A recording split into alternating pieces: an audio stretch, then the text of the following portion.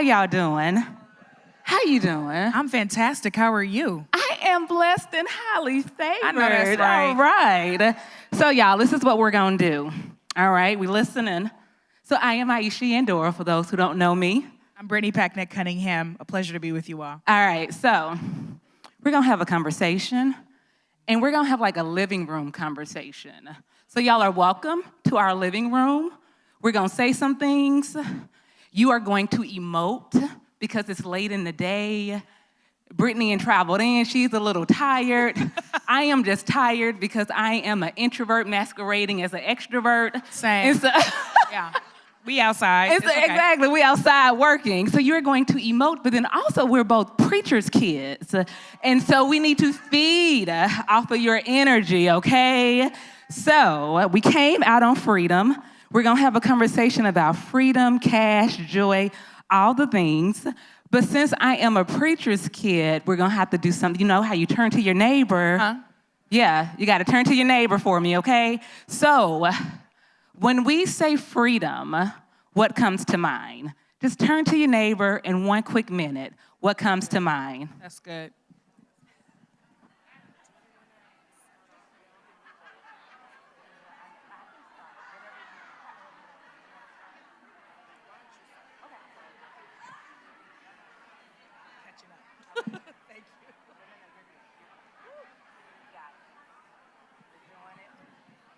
All right, y'all got 30 seconds left. I'm on a clock, so we got 30 seconds.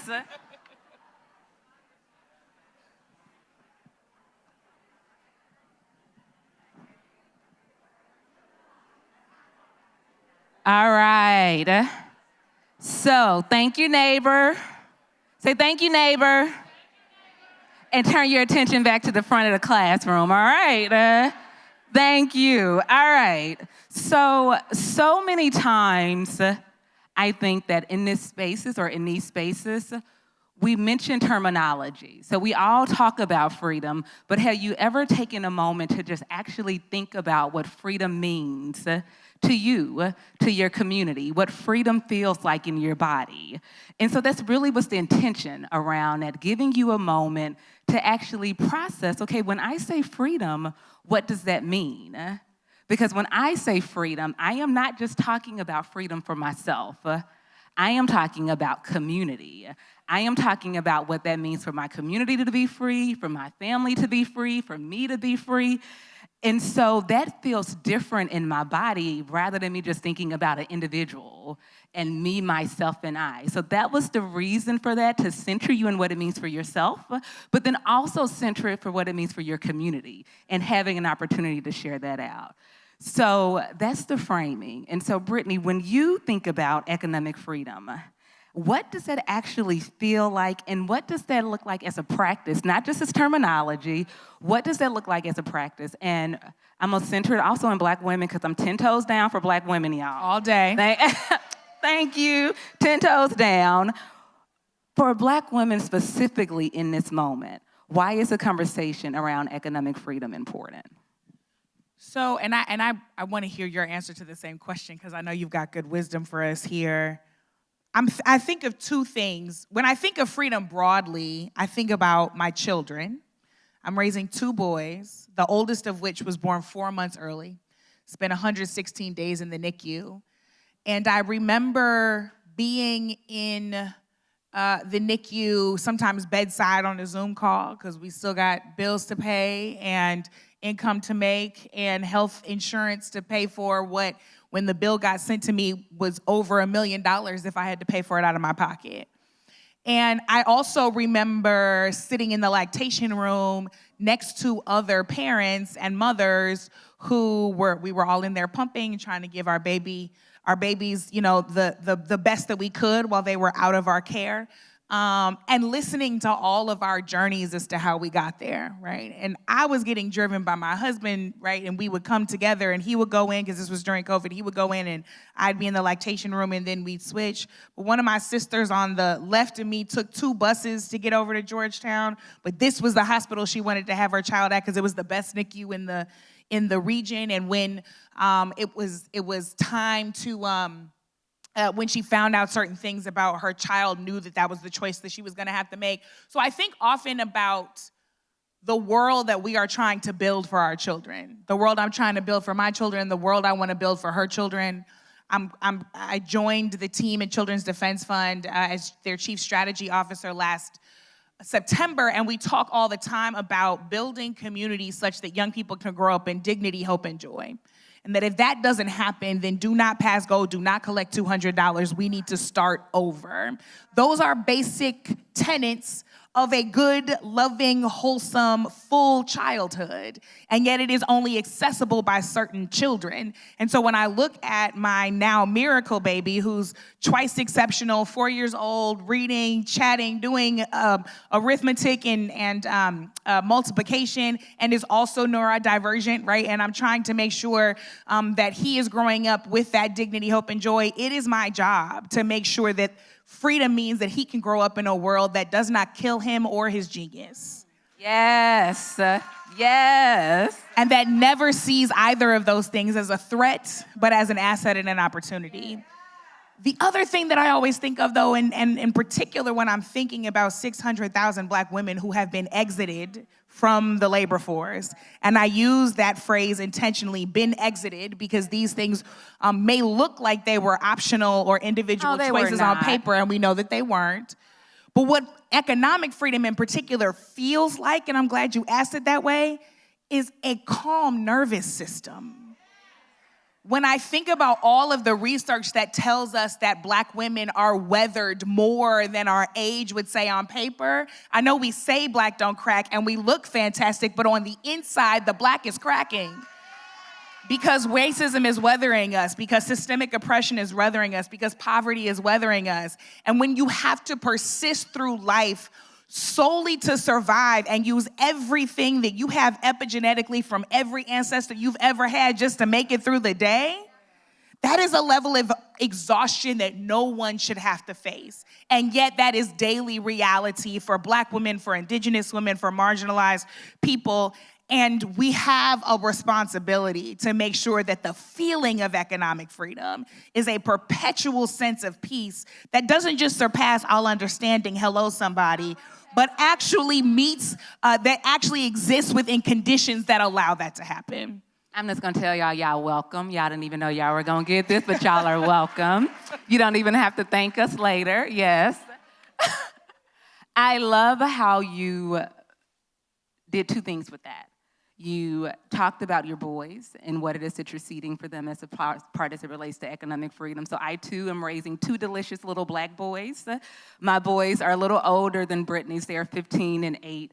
And mine are 4 and 1. Lord have mercy. Yeah, girl, it's real talk. It's a whole thing. That 15-year-old, pray for me. But anyway, mine are 15 and 8. And I think a lot about economic freedom and freedom specifically for them in the context of what it means to be little Black boys growing up in Mississippi with African names. And so I think about that a lot, and how do I protect them so that they, number one, are free. You know, I got to keep them free. How do I keep them alive? And then also, how do I help them understand that they can be anything that they want to be, and that there are no limitations on them because of their zip code and who they are and where they're being raised. So I think about that a lot. But also when I think about freedom and economic freedom, specifically as it relates to Black women, I think about imagination.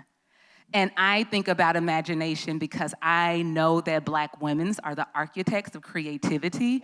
And I think so many times that in this sector, we think about imagination and we talk about the future as if it's 100 years away. I think about imagination in the future as if it is next year, what's possible tomorrow. I think about imagination in the fact that when we started today, they showed a reel from 10 years ago with guaranteed income. And I know that 10 years ago, I was sitting in that space of imagination, dreaming about Magnolia mothers. What's up, Magnolia mothers? Dreaming about Magnolia mothers when people were telling me, you can't give Black women money without restrictions. But we did. And so when I think about economic freedom, I think about what that means to be able to sit in imagination and to be able to dream and to be able to dream with my full self without limitations. And so that feeling is one that, it's I can breathe. And I think about this all the time as, so now I sit not now I sit, but in the seat of CEO, I think about how my economic freedom as the leader of an organization is much different than it was 10 years ago. Because when we started Magnolia Mothers, it was not on trend. Guaranteed income was not vogue. It was 15 women. I had scraped together a little money to give away $1,000 a month for 12 months, no strings attached. And it was a lot. So when you talk about that caring, I was exhausted because no one was helping me liberate financial capital in a way that it needed to be liberated.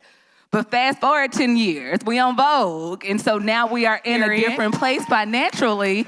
But what that does for my imagination as the leader of the organization, oh, y'all, when I tell you, freedom is good. Good. Yeah. You got to dream bigger. That's right. Yeah. That's exactly right. And that's the responsibility. And that's the gift.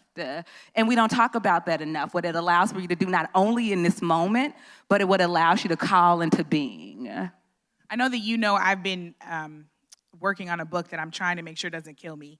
But it's called We Are Like Those Who Dream, speaking of dreams, from the Psalm. It talks about the Israelites being freed from Babylon and that moment of freedom being so awesome that it forced them into a dreamlike state.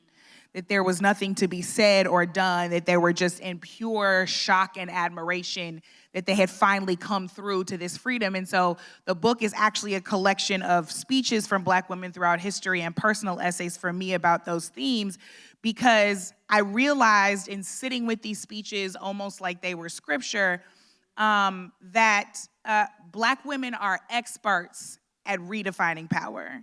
Like, we know how to take what we are given and build something entirely different that sets everybody free. And so when you talk about the future, I'm gonna be honest with you, especially as I've been living with this book and these words and these great orations from people like Shirley Chisholm and Maria W. Stewart and Nina Simone and Yara Shahidi, like, Black women have been living in the future for a long time. And I mean, when we think about the concept of Afrofuturism, right, it asks, among other things, the very basic question is, what would people of the African diaspora be if we were unencumbered by white supremacy? If we had never been touched by colonization, if our resources had never been stolen, resources, yes, in land, in gold, in diamond, but also, to be very clear, in people, right? And so I think all the time about how much we have invented. If necessity is the mother of invention, then a Black woman is that mother, right? And when I think all the time about what we've created, we were already living in the future. When you go to the Blacksonian, as we like to call it in Washington, D.C., sorry, for everybody, that is the Smithsonian Museum of the National African American History and Culture, okay? When you go to the Blacksonian, one of the artifacts that you will see is a pouch that was carried by a young enslaved girl when she was sent off by her mother to escape. And when you read the story, it talks about how she carried this pouch after her mother had braided grains of rice into her hair so that when she got where she was going, she could eat something. Black women already been living in the future. When I think about what it means to then say, let's remove the obstacles. What can you create with genetics that have already been living in the future? It is boundless. It is completely limitless. And I'm excited by what you're doing at Magnolia Mothers. I'm excited about the ways in which Black women have laid such critical groundwork for everyone. And I talked about our work at Children's Defense Fund, of course, famously founded by the Marion Wright Edelman. And the foundation of Children's Defense Fund is to something Taniqua was saying earlier, in getting to know people, right? And being proximate and being with your people. So it's the 60s, it's Freedom Summer, it's Mississippi, they're registering people to vote, but she's going door to door and she's saying, what do you need, right? Because it's one thing to say, I want you to go and risk your life to go and vote. It's another thing for you to then come home from that ballot box and know that what you did at that ballot box didn't change your material conditions. So what do you need and how do we meet it? Children's Defense Fund is born out of that summer, and so are freedom schools. Because what the families are saying is, I know that the ticket to my child's future limitless opportunities is their literacy, and we're not getting that here. So literally, the college students came on the buses, and Marion organized the people, and now Freedom School serves 11,000 students around the country every single summer through Children's Defense Fund. And one of the things that those young people lead on, especially in New York, is guaranteed income as designed by former foster youth. Because what am I giving you the literacy for? I don't want you to just read what somebody else wrote. I want you to go write your own story. And so there's so much power in how we recognize the blueprint that Black women have given us, the example that they've given us of how to redefine power, and of how to just take off the limits. Yeah, no, you just said so much with that I'm going to try to unpack. So the talking to people and meeting them with what they need, not what we think they need, is the whole birth of guaranteed income. The brilliance of Black women. Johnny Tillman, I don't know if we've said her name in this space today, but we have to talk about Johnny Tillman and her brilliance in 1972 when she said that Black women need to be compensated for their role as mothers and caregivers. That's where guaranteed income comes from. And so that brilliance of Black women and that imagination was already there. And when you talk about folks understanding what they need and just unleashing the imagination. And I think that is so much of the scarcity narrative that we are intentionally trying to place into the conversation because we don't want people to recognize their brilliance. Because when people recognize their brilliance and that imagination is unlocked, then they become a force that's unstoppable. And all the forces of evil are lined up against us to keep us from recognizing their brilliance and keep us from, quite frankly, flying amongst the stars. Earlier this year, we had the privilege of VP Kamala Harris coming to one of our communities in Jackson, Mississippi. Just showed up. I knew she was coming, but our folks didn't know she was coming. And one of our moms, Javonica, who's here, got to go grocery shopping with her. And I literally just heard her talk about this last week. She still is, exactly, she's still talking about it. But that's the power of telling your story, and that's the power of exposure. So Javonica got to go shopping with Madam VP Harris, and I saw Javonica like maybe a week after that. I said, Javonica, have you come down from the clouds? She said, Miss Aisha, I live here now. And but that's the power of exposure. Think of the VP showing up in your community, meeting you where you are, and saying, I want to understand your life. Help me because I know there is something to the story that I am missing. So her recognizing what her limitations were, and instead of going to academicians to figure it out, said, let me go where the people are and figure out what it is that I am missing so that I can be a better advocate.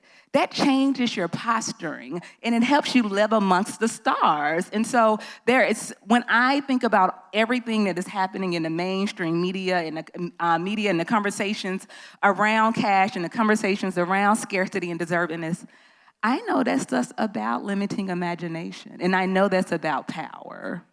Do you think, obviously that helps remove limitations for us, but when we're thinking about researchers, policymakers, tech gurus, innovators who need that proximity and are not getting it, what is the power for them in having those moments? Yeah. Because we can talk about how she was changed, but we need to talk about how the vice president was transformed too, right? That's exactly what needs to happen. And that's exactly right. But I think I need them to, with that proximity comes that power, but with that proximity also comes a different posturing where you have to be willing to humble yourself and recognize that in that moment you're not the expert. And I do think more folks need to have that posturing of humility. I think a lot of times people want to come into community because we say, oh, you need to go talk with the people, but then they get there and they still not talking to the people.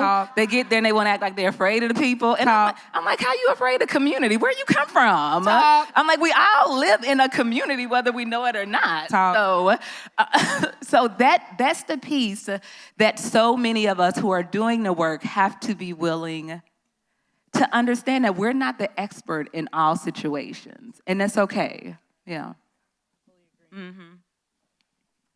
So as we're talking about expertise and we're talking about correcting the narrative, if we know that it's necessary for communities to be the narrators of their lives, and that the way that we go about changing the narrative is by changing the narrator, why do we have such a hard time with that?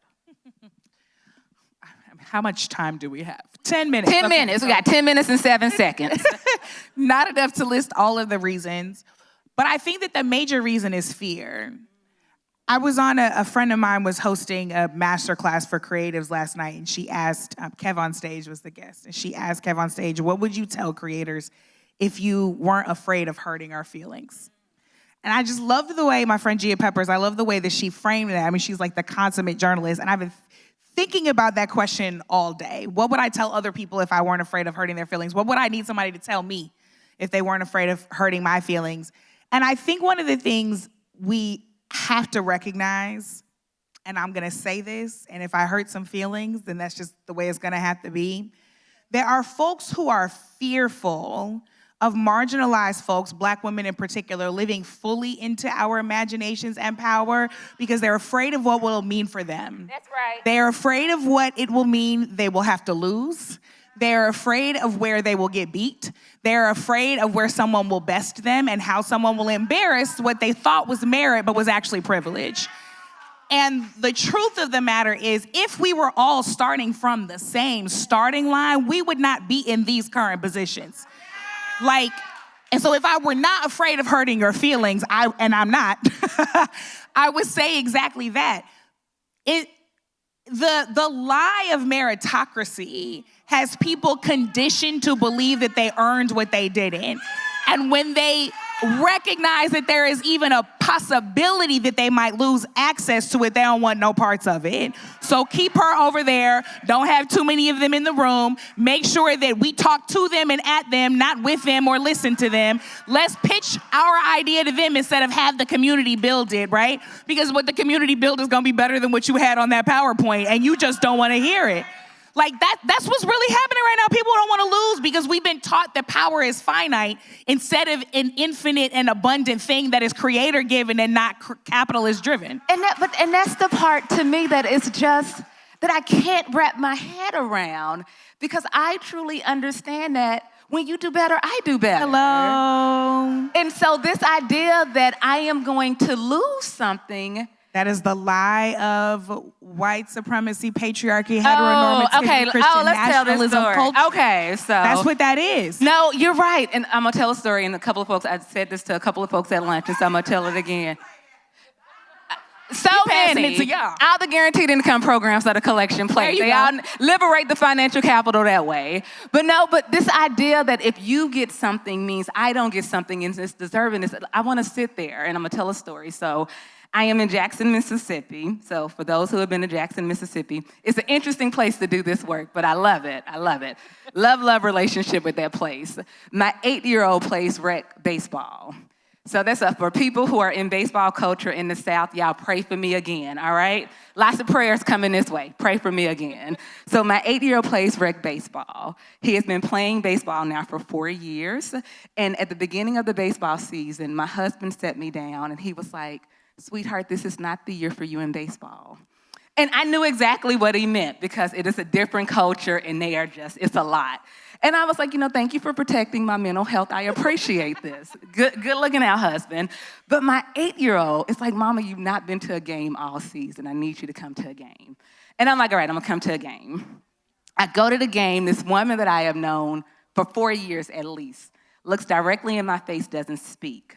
And when I walk, that right there, I was like, this is interesting. And when I walk by, I hear all of this chatter. And they look at me, and I said, this is strange. And so I asked my husband, I said, "Lindsay didn't speak to me. What's that about?" He said, well, they know who you are. And I was like, well, of course they know who I am. I'm Tandai's mom. And he was like, "No, they know your work." And I was like, well, what does that mean? He was like, well, I may have heard them talking about you. And I'm like, oh, well, what did they say? I mean, what is happening? You should have led with that. I know. I'm like, well, what did they say? I know, right? I'm like, what did they say? And he was like, well, this is where it gets good. This is where it gets good. He was like, They said, that's that woman who gives money unfairly. So, but this is the idea of the deservingness, and if you get something, I lose something. So we are in a zip code of Jackson, Mississippi, where the median income is $80,000 in the zip code we're in. Keep in mind, literally, 5 miles down the road with the work that I do, the median income is $12,000. So you are so wrapped into... So what's unfair? You are so wrapped up into this ideal of fairness and deservingness that you are bothered about someone receiving $12,000 to your $80,000. That still doesn't put you on an equal playing field. Not even close. That's right. So you are that bothered that you are talking about it at a baseball field. When my husband told me this, I started clapping. He said, "Why are you clapping?" I said, "Because I'm living rent-free in their minds." I said, "Yes."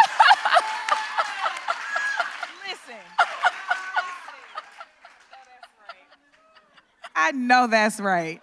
And then they go to church. And then they go to church. Hear at church that the people who make the $12,000 deserve it. That's and right. that they deserve the $80,000, right? That there's some kind of personal failing that has them earning 12 and them earn some personal success that has them earning 80, right? All of these cultural pieces continue to push that particular idea. That's right. I love it. Yeah, let's give them a round of applause again for letting you run rent free in their mind. I know that's right. They go to bed dreaming about Magnolia mamas. Y'all are funny. We're standing on business. So we know that this narrative of scarcity and deservingness doesn't exist. But we also know that, unfortunately, we are living in this very precarious moment where those narratives are running rampant and they are coming from the highest offices in our land. And so in a moment when all of our safety net programs are under threat, what does it look like to hold both urgency and imagination at the same time? Gosh, I really want your answer to that. What does it look like to hold urgency and imagination at the same time? Honestly, I think that the answer to both is community. And I am so clear in this time where I've just been spending a lot of time with the songs of my ancestors, the texts of my ancestors, the speeches of my ancestors, those sayings that the mother said in church that I didn't understand when I was 12, but I understand clearly at 41. Those things that got us over, those places of rootedness that we thought we had evolved past, that we had innovated beyond, those are precisely the places where we need to reinvest and remain. Because that kind of dismissal of the individualism of white supremacy culture and the embracing of communal uplift, communal safety, communal care, that is what got us over. That both keeps us urgent and keeps people's material needs met.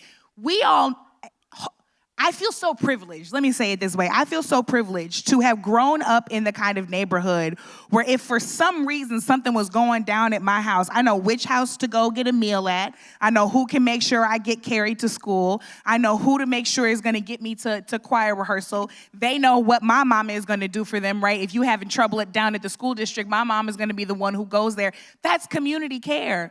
Those were material needs that were being met, but that was also clear urgency about how we were going to care for each other and show up in the most dastardly of times. And that is precisely what we're in right now. Yeah. I mean, in all of my signal chats, I know you in a million, all of my signal chats, the call is come to Tennessee because the community, that's where the community is needed, right? And so I think the answer to both, honestly, it is community. That is the place that is safe enough for us to dream and where we know that when we fall from the stars, somebody will catch us. Yeah. I think a lot about community, and I also think a lot about how so many people are not operating inside of community right now. And I think for me, that is probably the scariest part because community is the only way that we are going to make it through and over this time. And as this ideal of scarcity continues to pull us away from each other, what is it going to take for us to actually get to community? We were almost there with COVID, and then we didn't quite make it. So my fear is that the next test is going to be deeper and more broader. And so if we know the answer is community, how do we get to that beloved community? Yeah.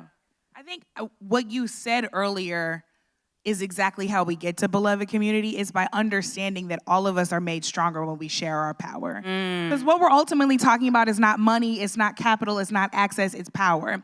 And I like to remind people that if you turn on a light in that corner of the room and then turn on a light in that corner of the room, this light doesn't get any dimmer, the entire room gets brighter. That's right. And if we look at each other like that, if we look at the inherent power and talent and gifts that each person comes with and see them as making us collectively stronger, that's how we win.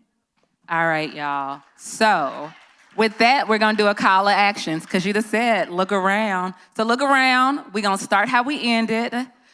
We're going to end how we start. Yeah, we're going to end how we start. So we started with you talking to your neighbor. So I now want you to turn and look at your neighbor. Neighbor. There we go. Neighbor. Neighbor. Neighbor. Neighbor. We in this together. We in this together. Let's go build community. Let's go build community. All right.